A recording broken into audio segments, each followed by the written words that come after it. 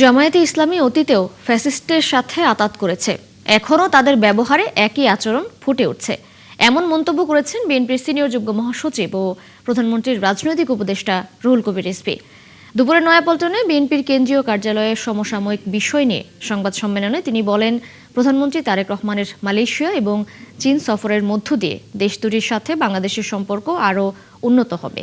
এছাড়া জাতীয় প্রেসক্লাবে এক স্মরণ সভায় বিএনপির স্থায়ী কমিটির সদস্য ডক্টর আব্দুল মঈন খান অতীতে যারা সাংবাদিকতা করেছেন তাদের পথ অনুসরণ করতে বর্তমান গণমাধ্যম কর্মীদের আহ্বান জানান। একই সাথে দেশের গুণীজনদের আদর্শ অনুসরণ করার পরামর্শ দেন তাদের। এই চীন সফরে দেশের মানুষের প্রত্যাশা যে কিছু ঐতিহাসিক চুক্তি এবং ঐতিহাসিক সম্পর্ক যেটি রয়েছে সেটি আরও সুদৃঢ় হবে। বাংলাদেশে আমরা যেন গুণী লোককে যথার্থ সম্মান আমরা দিতে পারি, কেননা গুণী লোককে সম্মান দিলে গুণী লোক সম্মানিত হবেন সেটা তো বলাই বাহুল্য। আমরা কিন্তু এই প্রক্রিয়ার মাধ্যমে আমরা নিজেরাও সম্মানিত হই এবং বাংলাদেশ একটি গর্বিত জাতি হিসেবে গড়ে উঠতে পারে।